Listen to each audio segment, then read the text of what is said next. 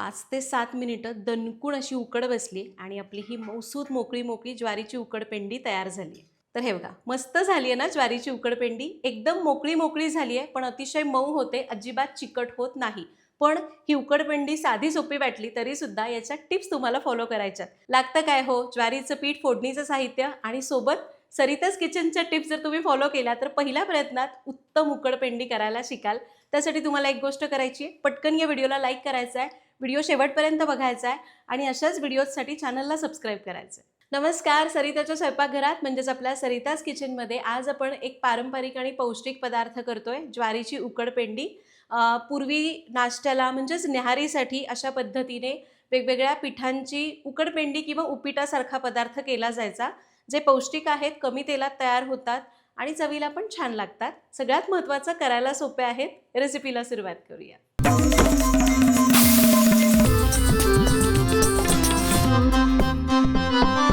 तर सगळ्यात पहिल्यांदा ज्वारीची उकडपेंडी करण्यासाठी साहित्य काय लागणार आहे बघूया. तर त्यासाठी आपल्याला लागणार आहे 1 कप गच्च भरून ज्वारीचं पीठ, 2 ते 3 चमचे बारीक रवा, 2 ते 3 चमचे शेंगदाणे, 2 ते 3 चमचे ताजं दही. सोबतच आपण फोडणी करतोय. फोडणीला लागणार आहे अर्धा चमचा मोहरी, अर्धा चमचा जिरं, पाव चमचा हिंग, 1 चमचा उडदाची डाळ, 1 चमचा बारीक चिरलेली हिरवी मिरची, थोडासा कढीपत्ता, पाव चमचा हळद, 1 चमचा मिरची पावडर, 1 मोठा कांदा बारीक चिरून लागेल, चवीप्रमाणे मीठ आणि थोडीशी चिरलेली कोथिंबीर. साहित्य बघितलं, रेसिपीला सुरुवात करू. आता ज्वारीची उकडपेंडी करायची आहे, त्यासाठी आपल्याला लागतं ज्वारीचं पीठ. आपलं रोजचं जे भाकरीसाठी वापरतो तेच पीठ मी घेतलेलं आहे. फक्त ते चाळून घ्यायचं नाही, असंच घ्यायचं. आता कढई गरम करत ठेवली आहे, त्यामध्ये घेऊया हे 1 कप ज्वारीचं पीठ. आता बऱ्याचदा ज्वारीची उकडपेंडी चिकट होण्याची शक्यता असते, कारण ती पिठाची करतो म्हणून. तसं होऊ नये म्हणून यामध्ये घालूया 2 ते 3 चमचे बारीक रवा, किंवा याऐवजी तुम्ही जाड रवा वापरला तरी चालणार आहे. आता गॅस आपण सुरुवातीला मोठा ठेवू. कढईने चांगला ताव धरला की मग गॅस कमी करायचा आणि हे पीठ आपल्याला छान असं खरपूस हलका रंग बदलेपर्यंत भाजून घ्यायचं आहे. पीठ करपवायचं नाही, त्यामुळे गॅस कमी ठेवा आणि याला मस्त खमंग भाजून घ्या. बरेच जण काय करतात, हे पीठ असंच कांद्यामध्ये वापरतात, कांद्यासोबत परतून घेतात, पण तसं केल्यामुळं गुठळा होऊन ते चिकट होण्याची शक्यता असते. त्यामुळे आधी आपण हे पीठ मंद आचेवर छान भाजून घेऊया. तर हे बघा, मंद आचेवर 5 ते 7 मिनिटं हे पीठ मी भाजलंय, सतत हलवत भाजलंय बरं का. त्यामुळे ना एकसारखं भाजलं गेलं, तुम्ही बघाल तर हलका हलका रंग बदललाय आणि याचा सुवास पण एकदम असा खमंग येतोय. व्हिडिओमधून तुम्हाला कळणार नाही, पण तुम्ही इमॅजिन करू शकता, खमंग असा सुवास येतोय. आता हे पीठ भाजून झालंय, एका ताटलीमध्ये काढूया आणि आता याच कढईमध्ये याची फोडणी करू. फोडणीसाठी घ्यायचंय तेल. आता याला तेल मात्र थोडं जास्त घ्यायचं बरं का. इथं मी जवळपास 3 टेबलस्पून तेल घेते. तेल जास्त घेण्याचं कारण, आपल्याला ज्वारीचा उपमाच करायचा एक प्रकारचा, मग त्याला आपण तेल जास्त घेतलं की चवीला तर चांगलं लागतं, शिवाय ज्वारी खूप जास्त चिकट होणार नाही. तेल चांगलं गरम करून घ्यायचंय आणि हे आपलं सरिताज किचनचं लाकडी घाण्याचं तेल आहे, जे शुद्ध पारंपरिक आहे, ज्यामध्ये आपण केमिकल्स वापरत नाही. एकदा जरूर वापरून बघा. ऑर्डर करण्याची लिंक डिस्क्रिप्शन बॉक्समध्ये दिलेली आहे. पारंपरिक पदार्थ, पारंपरिक तेल. आता तेल चांगलं गरम करून घेऊ. तेल गरम झालं, यामध्ये घालूया शेंगदाणे. शेंगदाण्यासोबतच चिमूटभर मीठ घालायचं आणि हे शेंगदाणे मंद आचेवर कुरकुरीत होईपर्यंत तळून घ्यायचे. अगदी तुम्हाला संध्याकाळच्या वेळी वाटलं, नाश्त्यालाच असं नाही, संध्याकाळच्या वेळी वाटलं की असं खूप पोळी भाकरी असं नको, भाजी वगैरे नको, तरीसुद्धा ही उकडपेंडी रात्रीच्या जेवणात खाण्यासाठी सुद्धा चांगली आहे. कधी काही हलकं खायचं आहे, रात्रीच्या जेवणात करू शकता, सकाळच्या नाश्त्याला करू शकता. अगदी दुपारी पण तुम्हाला वाटलं की खूप भूक नाही आहे, हलकं काहीतरी खायचं आहे, उकडपेंडी करता येईल. आणखी पौष्टिक करण्यासाठी तुम्ही याच्यामध्ये आवडीच्या भाज्यासुद्धा वापरू शकता. तर हे घ्या, शेंगदाणे मस्त कुरकुरीत तळलेले आहेत. साल तडकलं की समजायचं शेंगदाणे छान तळले. तेलातनं चांगले निथळून काढूया. मी जरा जास्त शेंगदाणे तळलेत, कारण आमच्यात कसे तळलेले शेंगदाणे असेच खायला आवडतात, त्यामुळे यातले अर्धे तरी संपणार आहेत. बरं, आता याच तेलामध्ये फोडणी कंटिन्यू करू. तेल तापलेलंच आहे, यामध्ये घालूया अर्धा चमचा मोहरी.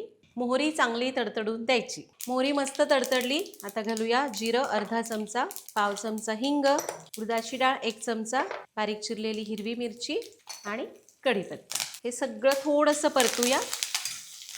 आता घालूया बारीक चिरलेला कांदा. कांदा थोडा जास्त घातला तरी चालतो. आता कांदा छान असा परतून घ्यायचा आहे, खूप करपवायचा नाही, नाहीतर मग तो कचकच लागतो. हलका गुलाबी रंगावर कांदा परतून घेऊ. कांदा मस्त परतला, यामध्ये घालूया कोथिंबीर, हळद, मिरची पावडर.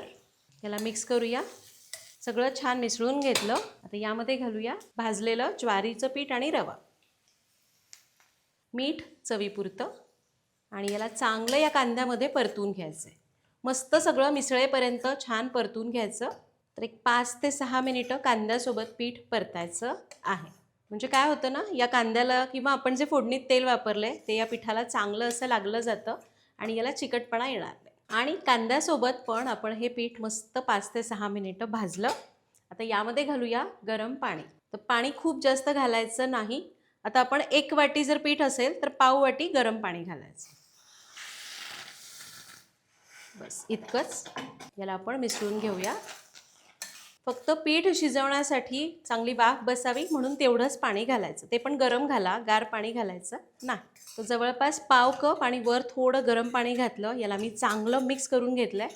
तुम्ही बघाल हे अजिबात चिकट झालं नाही, छान असं कोरडं कोरडं झालं आहे, पण मऊ मऊ आहे. अजिबात असं कोरडं पीठ लागत नाही. आता यामध्ये घालायचे दही. दही ताजं घालायचं. इथं मी जवळपास पाव वाटी दही घेतलं आहे. त्यामध्येच आपण थोडं आणखीन पाणी घालूया, 2-3 चमचे पाणी, आणि याला मिक्स करून घेऊ. दही घालून याला चांगलं मिक्स केलं. आता अजून ओलसरपणा वाढलेला आहे, छान मऊमऊ दिसतंय. यावर घट्ट झाकण ठेवायचं आणि याला मस्त उकड काढायची. एक 4 ते 5 मिनटं याला मस्त उकडून घ्यायचं आहे, म्हणूनच याचं नाव उकडपेंडी आहे. पण गॅस कमी ठेवा, 5-6 मिनटं मंद आचेवर उकडा, पाहिजे तर मध्ये एकदा हलवून घ्या. 5 ते 6 मिनटं मस्त उकड बसलेली आहे. बघूया उघडून. आणि हे घ्या, आपली मस्त अशी ज्वारीची उकडपेंडी तयार झाली. खूप आनंद होतो जेव्हा एखादा पदार्थ तयार होतो, खास करून उकडपेंडीसारखा.